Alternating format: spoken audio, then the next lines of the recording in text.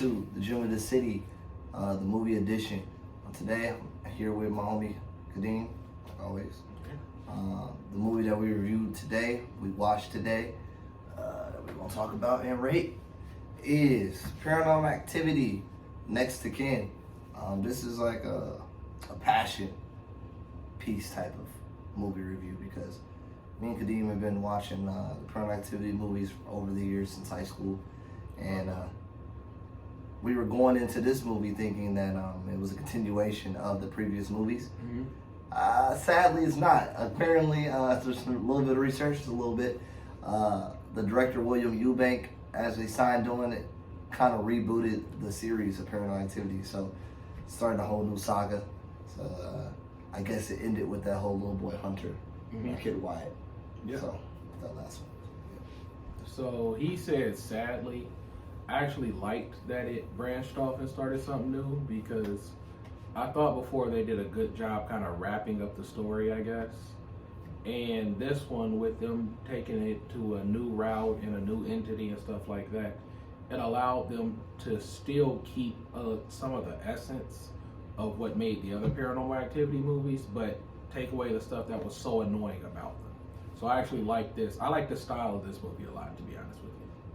Oh yeah, the style of the movie. Did you like the pace of the movie? I did. I didn't think the movie was slow at all. Did you? No, I didn't think the movie was slow. It was an hour and 38 minutes, so of course it really couldn't really be that slow. But when I was thinking about paces, like with the Paranormal Activity movies, it's the little things that matter and that build up that the climax for. See, that's one of the things where I said, like, so this was still a found footage movie. Yes. So they still used like the camera, but instead of like a rinky-dink ass Radio Shack camera, it was documentary style. So everything was clear, right? Yes. And the thing that the old Paranormal Activity did was they show you a wide angle view of the room, and you know, after looking at it for 40 seconds, you see a closet door open. And like that was all you'd see that night. This one really didn't try and scare you with that. It really got deeper into the narrative, and it was really progressing through the story the whole time versus taking that route. So that's what I liked about it a lot more. It was definitely more plot driven, more mysterious. Yeah, more like very mysterious clue finding. Yeah. Puzzle piecing together what's going on. Also, what you were talking about with the Radio Shack, you gotta remember the Paranormal Activities were set in certain time periods. Yeah. So you had like when the first movie came out was like 2010. I think the first one was like 2007. No, we were in high school because I remember us going to. Yeah, you're right. I remember it was a big, huge thing. Right. Like. But yeah, monoculture. No, Paranormal Activity, the first one was big time monoculture. It was like, have you seen that movie yet? It was hearsay. It was in select theaters, things like that. I guess what I mean, like, I'm usually not a fan of found footage movies because most of the time, you know, whenever somebody gets scared, the camera starts shaking and it looks bad. But this one, because it was set up documentary style, most of it actually looked like a normal movie versus coming from found tape. And I think that's what I mean when I said instead of like a dinky Radio Shack camera, it was meant to look like a professional movie. That's what I meant. So I like that a lot more. Yeah, true. But also, you know, it's set in 2021, so most cameras gonna have that 4K quality. Yeah. As they talked about in the movie. So we're gonna get into the movie. Spoiler alerts are there. I mean, because it's out on Paramount Plus. So it's just how it's going to be. Okay, so we run it spoiled? Okay, good. Yeah. I just makes sense. I mean, this wasn't in theaters. I feel like spoiler alerts for movies are for theater movies. I probably wouldn't do that to you if you want to pay that movie to go see it. But if you're already on Paramount Plus, you would already watch it. So, anyways, the movie starts off with Margot. Oh, Margot? Oh, my bad. Margot and her friend Chris, who knows, at the diner waiting for someone to pull up. And it's some good boy named Samuel, who is her relative from this supposed Amish country family. And He has not been there in like 7 months, as he said. Kind of like a Rumspringer thing. Well, no. He did kind of do a little Rumspringer thing, and then he left the village. I guess you want to call it a village. So Margot, the surrounding plot is Margot was adopted. Her mom gave her up. Yes. And this person from this Amish community matched with her on 23andMe, and it's basically her only living relative she can find. So she wants to go to this community to figure out where she came from, you know, why did her mom abandon her? Is anybody else alive that's related to her? So that's really the overall plot and how they get to this community where everything just goes to hell pretty much. Yeah, pretty much. So they get to the community, you know, it's Amish country, so there's no technology. They get there, they meet up with this guy who's also gonna help film the documentary about Margot's life. His name is Dale. He is the comedic relief aspect of the movie. He's that type of character for it. When you have those never mind. It's going to continue to keep going. But Dale, he is the comedic relief character for the movie. It continues on with them going to the farm. They're rejected, stay in some little hotel. Some kid pops out of nowhere in the window. I'm scared of little kids in horror movies. Always. They're the scariest all time. So at first in the movie, you know, things do seem decently normal. We do have these interactions with these weird little kids. But at first they do seem like, you know, an Amish community who's actually kind of nice for letting people in with video cameras and stuff. The movie doesn't really get, you can tell something's up, but you don't really know what. And that really doesn't hit until the main character is talking to a girl playing with a doll, and she's named the doll Sarah. And when Margaret, the main character, says, "Oh, my mom's name was Sarah. She used to live here," she says, "Oh, she still does, and she doesn't like that you're here." Foreshadowing. That's what that like. That's what Paranormal Activities, those type of movies are all about. Is that foreshadow? You have to catch a lot of the little things that are said in conversation with people, because it kind of tells you what's going on in the movie. And as the characters are going on, they start exploring the area. Margot hears sounds. She goes up in the attic. In the attic, she sees, I forget what trails her to the dresser, but the dresser, behind the dresser is a door. She goes behind that door. Nothing's really in there. The guy whose house they're staying in, he comes upstairs looking for her. She hides underneath the bed. And then when she's hiding underneath the bed, the guy leaves. No one else in there besides her. But as she's underneath the bed, some entity sits on that bed and pushes down that bed underneath. She's underneath it. And when she comes from underneath the bed, she sees no one there. And she runs downstairs to open the door, and it's locked. So, with the movie being only an hour and a half, there's really not a lot of downtime. no. Because as cameras, we get there pretty quickly. We see the girl, then we figure out something's weird. We see the note from the mom, and we instantly, you know, things pretty much start getting creepier. From there, we learn there's more weird stuff going on. You know, the old people are weird now. We have a lady who's supposed to be peeling potatoes, and she's peeling off the flesh from her hand while just looking away aimlessly. You know, everything's starting to change. We find that they're sacrificing goats and just throwing them down this huge hole. Two-headed goats. Yeah, there's a two-headed goat born, and the goat is just thrown down this huge hole to feed something. We don't know what it is. So we pretty quickly reach the climax. Yeah, where we figure out.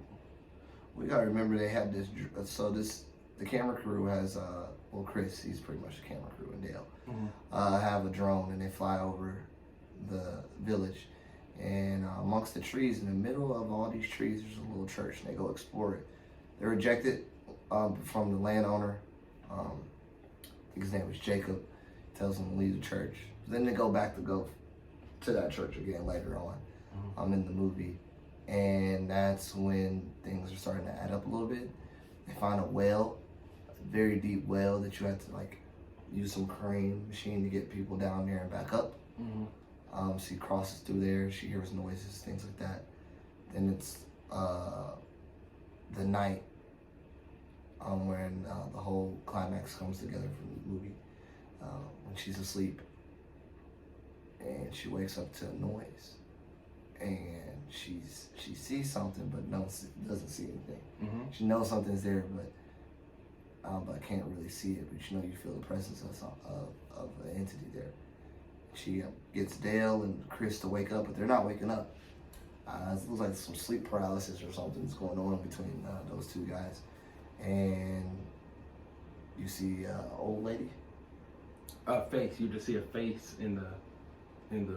Or are you talking about when she looks out the window and sees everybody down, or the face in the reflection? Well, the face. Everyone's down. Oh yeah, she looks in the window, so everyone's down, and then she sees people. She sees someone coming upstairs, and then she's like screaming, and a arm grabs her and takes her up, and then she wakes up in the morning, seemingly possessed, looking at a window, and the guys are all concerned, and they go up to a nearby town with a mail truck, and he says, and the mail truck driver tells them that the people that they're staying with are not Amish. No, they're pretending to be Amish, but there's something else.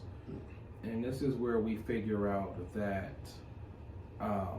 they're part of, I guess you would call it a cult. Yes, a cult.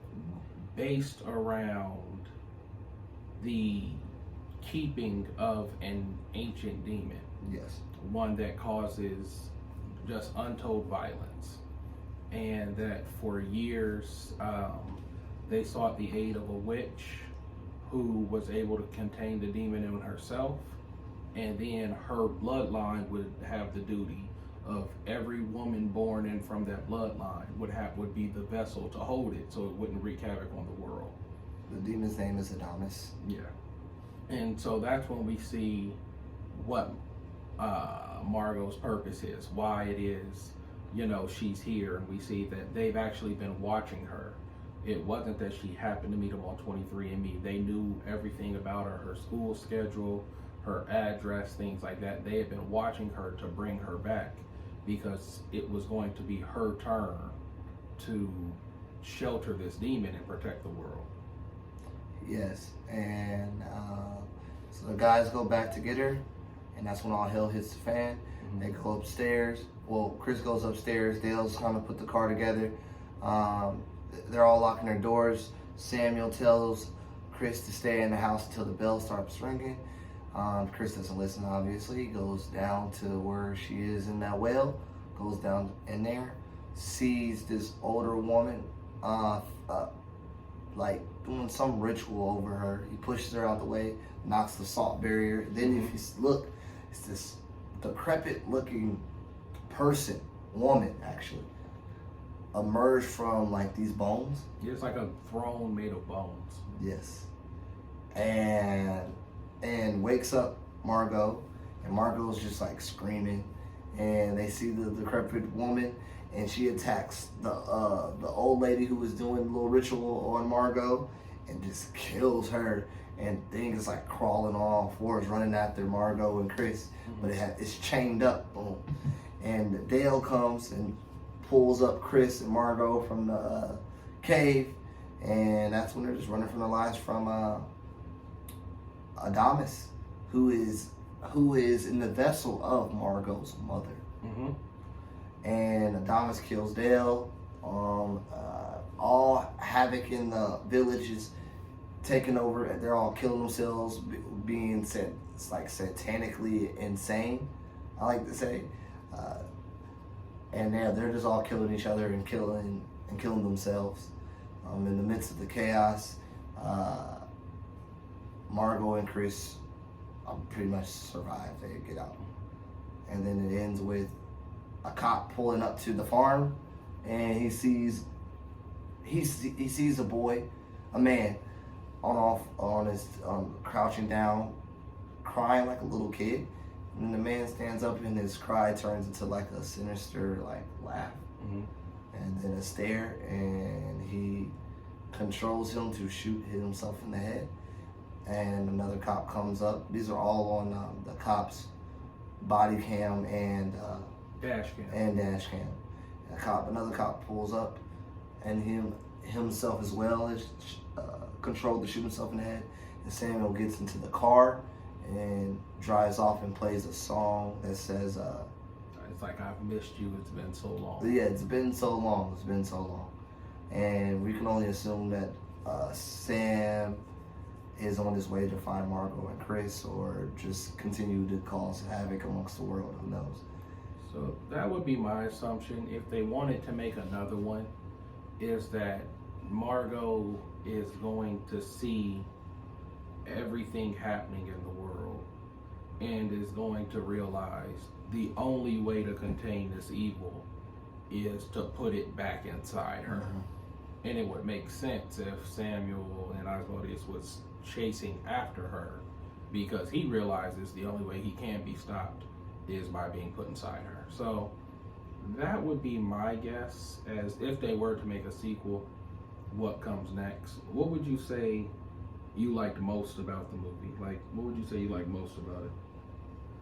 I think what I liked most about it was the end, and us and our assumptions being right on that the Amish family were not actually bad. They were trying to keep the peace. I did like that aspect of it, and to see that another story is happening for another movie, to see what's going to happen. I do like that. I kind of like the direction they're going with. I like the movie. The critics gave it poor reviews. The audience didn't like it either. I don't know. I know the critics didn't like it as much, but to me, it was an easy movie to watch. It wasn't scary. It had some jump factors. I just like following along to see what's going to happen next.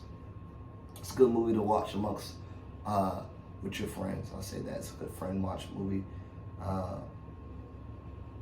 Compared to our last video of Antlers, I would prefer to watch this movie more than Antlers. Yeah, this is better than Antlers. What rating did I say I was going to do? We're going to do stars. Yeah, you did stars. So I'll say 2. You would do 2? 2 stars. That seems fair. For me, what I liked most was that they kept the Paranormal Activity style and thematics, but did it better. One thing, I love the Paranormal Activity movies, but one thing that would really take me out of the movie is, you know, those shots where they would just show a room at 4 a.m. and then speed it up. Yes. And then you see, you know, one drawer open or something, and then speed it up again, or they do it and nothing happens. A nice time lapse. Yeah, a time lapse. Thank you. And that would kind of take you out of it if it wasn't something big. And they didn't really rely on that here. They just, as I said, they focused on the narrative. The only thing I really didn't like about the movie is about halfway through, I wanted all the main characters to die. Yeah. Because they were so stupid. Like, even for a horror movie, almost all of them were just really, really stupid. Yes. And I was kind of rooting for the Amish people to kill them. So, but 2 stars seems fair. Well, as you say it like that, I'm gonna say 1.5. The reason why I'm saying 1.5 is because as a person who watches horror movies, characters can't be this dumb. You're in someone else's house and property, and you're like exploring everything. It's just it's unrealistic for a movie like that to me. To go that deep, especially when you're seeing that much shit going on. It's not. You're not gonna keep that up. Like, they were at one point. It wasn't even about her finding her mom anymore. It was just, we don't like what's going on with the goat, so let's track this out. Like, it was really stupid. It was a little too excessive. And they're the reason their interference ends up letting everything free. So I liked it. That's my biggest downfall. I think 2 stars is fair for me. Okay. 1.5 back over here. Okay. Will we recommend for you guys to watch it? Yes, I recommend you guys to watch it. It is a rewatchable movie to me, especially to see the other parts into it. Especially if the second movie is good, that would catapult that first one. If the second one is good, There's not a lot of jump scares in this one. It's easy to watch. I mean, you could be 13 and probably watch this. Yeah, And not be okay. not a lot of blood either, considering. Yeah, I mean, there's only maybe 1 or 2 scenes that's kind of gory, but They weren't cussing like that. yeah, you Profanity was. you could watch this with a 13-year-old probably. It's really not bad at all. Yeah, it's up there with the Insidious. So. That's a fair comparison. Insidious. All right, thank you for watching the Gem of the City movie review portion with me, Cam, and Kadeem. Thanks, everybody. We'll be back at it again. Check us out. Baby. Peace.